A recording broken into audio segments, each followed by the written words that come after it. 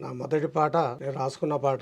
నన్ను చాలా మంది భక్తి కవి అంటారు. ఆ జానపద బాణీలలో ముందు ఏ భక్తి పాటలు ఉండకపోతుండే, అన్ని భజన్స్ ఉంటుండే. అయ్యప్ప గాని, అంజన గాని, పోషమ్మ గాని. ఏంటంటే జానపద బాణీలలో ఎన్నుకొని రచించిన కాబట్టి భక్తి పాటలను జానపద బాణీలో రాసినందుకు శ్రీనారాయణ రెడ్డి గారు ఒక పాట అయిని నాకు జానపద బ్రహ్మ అనే బిరుదు ఆయన ఇచ్చిండు. గొప్పవారు. అనంత మాత్రమే బ్రహ్మను కాకపోవచ్చు. ఎందుకంటే ఈ విషయం కొంతమందికి తోటి కళాకారులు కొందరు పడకపోవచ్చు.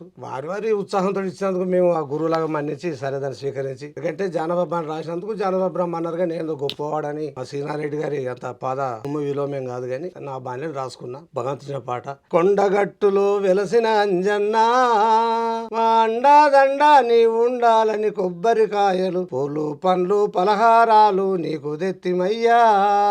కొండగట్టులో వెలసిన అంజన్నా నీ ముందేమో కోటి కోతులు, నీ చుట్టేమో కోటి భక్తులు, జిగేలు మన్నా జిల్లెడు దండలు, పవిత్రమైన పత్తి రాకులు, గనగన నీ గుడి గంటలు కొట్టి ఘనముగ పూజలు చేసేము అంజన్నా అని. బాండ్ల మొదటిసారిగా పాటలు లేవు కాబట్టి మొదటిసారిగా నేను రాసినందుకు, నేను మొదటిసారిగా ఆ కొండగట్టు పైన రచించినందుకు నాకు ఆది కవి అని మొదటి కవిని ఆ దేవస్థానం వారు బిరుదు ఇవ్వడం జరిగింది.